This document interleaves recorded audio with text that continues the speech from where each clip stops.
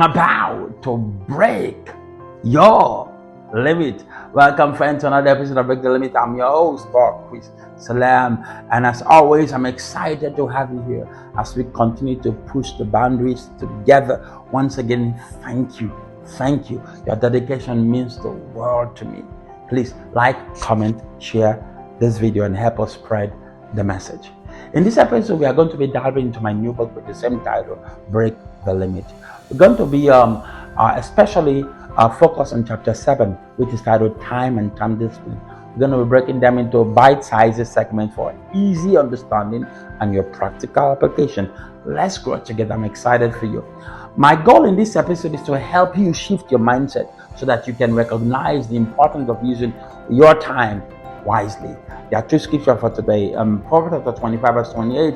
A man without self-control is like a city broken into and left without walls. And Psalm 90 verse 12. So teach us to number our days that we might apply our hearts to wisdom. Our topic today is self-management versus time management. The main idea I want you to get from this episode today is this. The way our focus should be on self-discipline and prioritization, not on controlling time. Your real focus should be on self-discipline and prioritization, not on controlling time. Our key takeaways for today. Number one, you cannot make more time, but you can make better choices.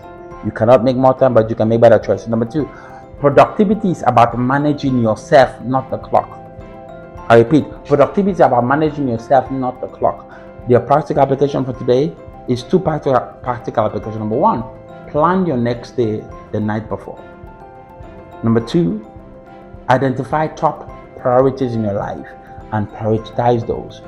Our next topic is going to be on time as a renewable resource. Please don't forget to like, share, and subscribe, and see you on the next video. God bless you.